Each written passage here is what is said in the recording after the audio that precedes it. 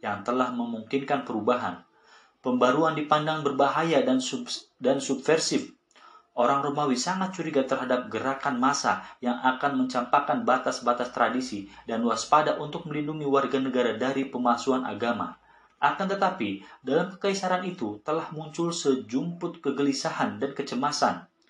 Pengalaman hidup dalam sebuah imperium internasional yang besar telah membuat dewa-dewa yang lama tampak kecil dan tak memadai. Orang-orang menjadi sadar akan kebudayaan yang asing dan mengganggu. Mereka mencari solusi spiritual baru. Kultus-kultus timur masuk ke kawasan Eropa. Dewa-dewa seperti Isis dan Semele disembah di samping dewa-dewa tradisional Roma yang menjadi pengawal negeri. Selama abad pertama Masehi, agama-agama misteri baru menawarkan jalan keselamatan mereka dan apa yang disebut-sebut sebagai pengetahuan mendalam tentang dunia yang akan datang. Akan tetapi, tak satu pun dari antusiasme agama-agama baru ini yang mengancam tatanan lama. Dewa-dewa timur tidak menuntut pemutusan radikal dari agama lama dan penolakan terhadap ritus-ritus yang sudah dikenal, tetapi seperti orang suci baru, ia memberikan pandangan yang segar dan pemahaman tentang dunia yang lebih luas.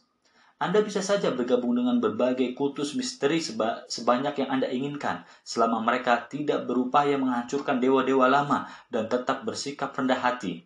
Agama-agama misteri itu akan ditoleransi dan diserap ke dalam tatanan yang sudah mantap.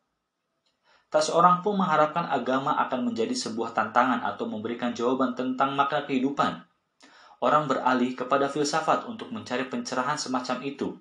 Di Kekaisaran Romawi kuno, orang menyembah dewa-dewa untuk memohon pertolongan selama masa krisis, untuk menjaga agar perlindungan ilahi tetap dicurahkan atas negeri itu, dan untuk memperoleh rasa ketersambungan dengan masa lalu. Agama lebih merupakan persoalan kultus dan ritual daripada gagasan-gagasan. Agama didasarkan pada perasaan, bukan ideologi atau teori yang dipilih secara sadar. Ini bukanlah sikap yang asing bagi masyarakat masa sekarang. Banyak orang yang menghadiri layanan keagamaan dalam masyarakat kita saat ini tidak tertarik pada teologi, tidak menginginkan sesuatu yang terlalu eksotik, dan tidak menyukai ide tentang perubahan. Mereka menemukan bahwa ritual-ritual yang telah mapan memberi mereka rasa keterkaitan dengan tradisi dan mempersembahkan rasa aman. Mereka tidak mengharapkan gagasan-gagasan brilian dalam khotbah dan malah merasa terganggu oleh perubahan dalam liturgi. Dengan cara yang sama, banyak kaum pagan di zaman kuno senang menyembah dewa-dewa leluhur, sebagaimana yang telah dilakukan oleh generasi-generasi sebelum mereka.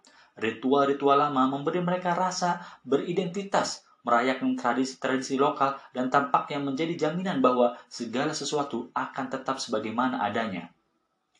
Peradaban tampaknya merupakan pencapaian yang rentan dan tidak boleh terancam oleh pengabaian sembrono terhadap dewa-dewa pelindung yang akan menjamin keberlangsungan peradaban itu. Mereka akan merasa terancam jika suatu kultus baru muncul untuk mengalahkan kepercayaan nenek moyang mereka.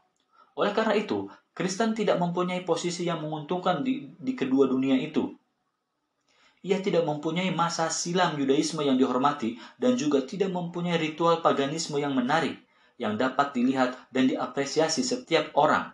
Kristen juga berpotensi mengancam, sebab orang Kristen mengajarkan bahwa Tuhan mereka adalah satu-satunya Tuhan dan bahwa seluruh dewa lainnya hanyalah khayalan belaka.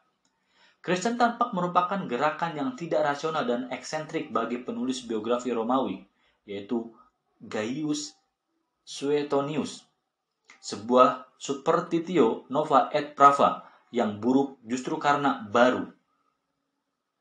Kaum pagan yang berpendidikan menoleh ke filsafat, bukan agama, untuk mendapatkan pencerahan.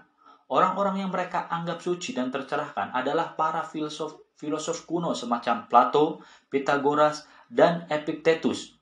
Mereka bahkan menganggap para filosof itu sebagai anak-anak dewa. Plato misalnya diyakini sebagai anak Apollo. Para filosof bersikap hormat terhadap agama, tetapi memandangnya berbeda secara esensial dari apa yang mereka kerjakan. Mereka bukanlah para akademisi yang kering di Menara Gading, melainkan orang-orang yang mempunyai misi, bertekad untuk menyelamatkan jiwa orang-orang sezamannya dengan menarik mereka menjadi pengikut mazhab-mazhab mereka. Baik Socrates maupun Plato bersikap sangat religius tentang filsafat mereka, merasakan bahwa kajian ilmiah dan metafisis itu telah mengilhami mereka dengan suatu penglihatan tentang keagungan alam. Oleh karena itu, Pada abad pertama Masehi, orang-orang yang cerdas dan berwawasan beralih kepada mereka untuk mendapatkan penjelasan tentang makna hidup, ideologi yang penuh ilham, dan motivasi etis. Kristen tampak seperti sebuah kredo yang berbaring. Tuhan Kristen tanpa sebagai ilah yang pemarah dan primitif, yang tak hentinya ikut campur secara tak rasional dalam urusan-urusan manusia. Dia tak memiliki kesamaan apapun dengan Tuhan para filosof yang jauh dan tak berubah, seperti Tuhan dalam konsepsi Aristoteles.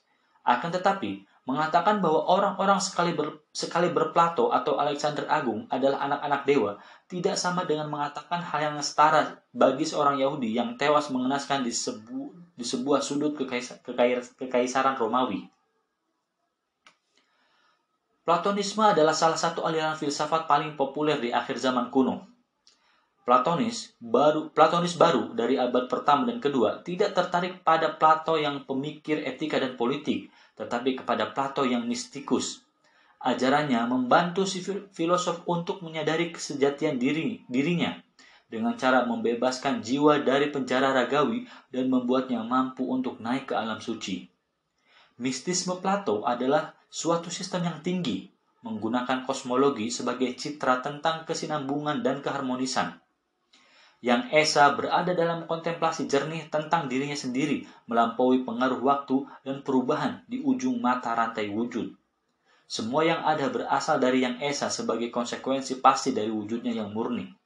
Bentuk-bentuk abadi telah memancar dari Yang Esa dan pada gilirannya menggerakkan matahari, bintang, dan bulan dalam bidang lintasan mereka masing-masing. Akhirnya dewa-dewa yang kini dipandang sebagai malaikat-malaikat bagi Yang Esa memancarkan pengaruh suci ke dalam dunia sublunar manusia. Kaum Platonis tidak memerlukan kisah barbar tentang seorang dewa yang tiba-tiba memutuskan untuk menciptakan dunia atau yang mengabaikan hierarki yang ada untuk berkomunikasi langsung dengan sekelompok kecil manusia. Dia tidak membutuhkan penyelamatan hebat melalui seorang Mesias yang disalib. Karena dia serumpun dengan Tuhan yang telah memberi hidup kepada segala sesuatu. Seorang filosof bisa naik ke alam suci melalui usahanya sendiri dalam cara yang rasional dan tertata. Bagaimana orang Kristen bisa menjelaskan agama mereka kepada dunia pagan? Kristen tampaknya berada di tengah-tengah. Tidak dipandang sebagai sebuah agama dalam pengertian Romawi dan bukan pula sebuah filsafat.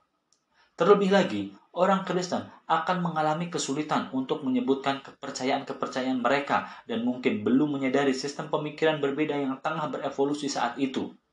Dalam hal ini, mereka mirip dengan tetangga-tetangga pagan mereka.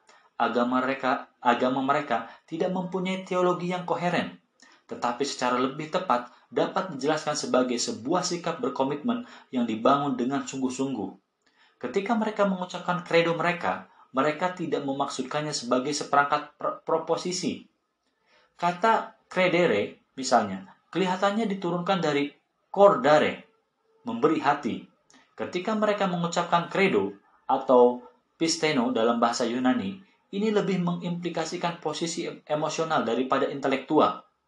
Demikianlah, Theodore, uskup Mopsuestia di Sisilia dari tahun 392 hingga 428 menjelaskan kepada para pengikutnya dan berkata, ketika Anda berkata, aku mengikat diriku sendiri di hadapan Tuhan, Anda menunjukkan bahwa dengan tabah Anda akan tetap bersamanya, bahwa Anda tidak akan memisahkan diri darinya, dan bahwa Anda akan memandangnya lebih tinggi daripada segala sesuatu yang ada dan akan hidup bersamanya, serta berperilaku dalam caranya sesuai dengan perintahnya.